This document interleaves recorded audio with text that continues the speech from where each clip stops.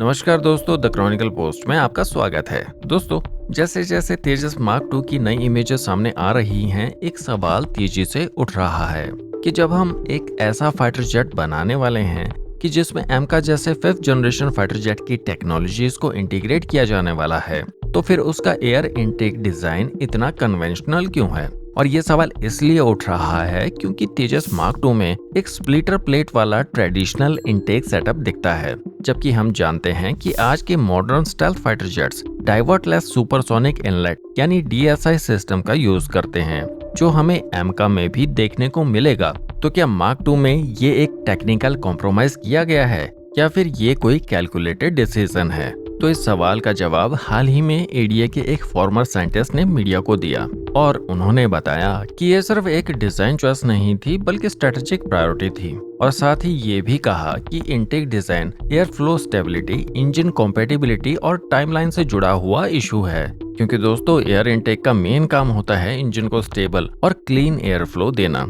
अगर turbulent boundary layer engine में जाती है तो इंजन स्टॉल, सर्ज या डैमेज तक हो सकता है। मार्क टू का स्प्लिटर प्लेट सेटअप वही काम करता है, वो बाउंड्री लेयर को डाइवर्ट करता है और इंजन को ऑप्टिमाइज एयर फ्लो देता है। अब अगर डीएसआई सिस्टम की बात करें तो वो स्टेल्थ को इम्प्रूव करता है, आरसीएस को रिड्यूस करता है और ओवरऑल वेट को भी कम करता है। इसलिए F-35 और J-20 जैसे स्टेल्थ एयरक्राफ्ट डीएसआई यूज करते हैं। लेकिन डीएसआई को डिजाइन और वैलिडेट करना कॉम्प्लेक्स होता है, इसमें लंबा समय लग सकता है और extensive wind tunnel testing required होती है। एडीए के साइंटिस्ट ने साफ कहा कि अगर मार्क टू में डीएसआई यूज करते तो उसे री इंजीनियर करना पड़ता, जिसमें प्रोग्राम की टाइमलाइन पर बड़ा असर पड़ता। और क्योंकि मार्क टू ऑलरेडी एमका के पहले रेडी होना है, तो इस पॉइंट पर स्प्लिटर प्लेट को रिटेन करना एक प्रैक्टिकल और टेस्टेड अप्रोच था। यानी कि इस डिसीजन के पीछे कोई कॉम्प्रोमाइज नहीं बल्कि एक लॉजिकल इंजीनियरिंग ट्रेड ऑफ है। क्योंकि मार्क टू को स्टेल्थ फोकस फाइटर जेट के रूप में डेवलप नहीं किया गया है और इसे डेवलप करने के पीछे थॉट प्रोसेस एक मल्टी रोल, कॉस्ट इफेक्टिव और fast track induction fighter jet बनाना है, और उसी हिसाब से इनटेक डिजाइन चुना गया है। इसके अलावा mark two project fast track पर है और इसका करीब 60% काम कंप्लीट हो चुका है। प्रोटोटाइप पार्ट्स एचएएल को मिल चुके हैं और पहला रोल आउट 2026 के शुरुआत तक एक्सपेक्टेड है। F414 इंजन भारत में पहुंच चुके हैं और 4 से 5 प्रोटोटाइप्स अलग अलग टेस्ट रोल्स के लिए बनाए जा रहे हैं, जिनमें एवियोनिक्स वैलिडेशन से लेकर वेपन इंटीग्रेशन सभी टेस्ट पैरेलली किए जाएंगे। क्योंकि एडीए का टारगेट है कि 2028 तक मार्क टू को प्रोडक्शन क्लियरेंस मिले और 2029 से इसका सीरीज प्रोडक्शन शुरू हो जाए।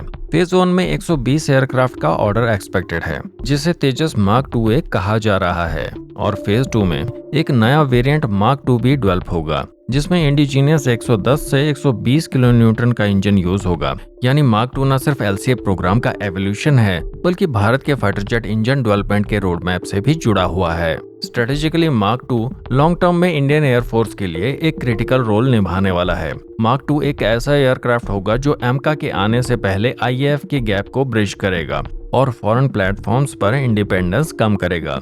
इसका radar, avionics and EW suite सभी इंडिजीनियस होंगे। ये एयरक्राफ्ट न सिर्फ एक्सपोर्ट पोटेंशियल रखता है बल्कि फ्यूचर एमका प्रोग्राम के लिए टेक्नोलॉजिकल मैच्योरिटी प्लेटफॉर्म की तरह काम करेगा। यानी मार्क टू में स्प्लिटर प्लेट रखना कोई पुरानी टेक्नोलॉजी पर टिके रहना नहीं बल्कि प्रोजेक्ट की प्रैक्टिकल चॉइस है। तो अगली बार कोई कहे कि तेजस मार्क टू का डिजाइन सिंपल है, तो बस इतना बताइए कि फाइटर जेट्स की लुक्स नहीं, उसकी फाइटिंग कैपेबिलिटी मैटर करती है। तो आपका क्या मानना है इस पूरे मामले पर? अपनी राय कमेंट्स में जरूर शेयर करें। अगर आप डिफेंस टेक्नोलॉजी, स्ट्रेटेजिक अफेयर्स और स्पेस इनोवेशन जैसे टॉपिक्स में इंटरेस्टेड हैं, तो द क्रॉनिकल पोस्ट को जरूर सब्सक्राइब करें। मिलते हैं अगली वीडियो में एक नए टॉपिक के साथ। जय हिंद, वंदे मातरम।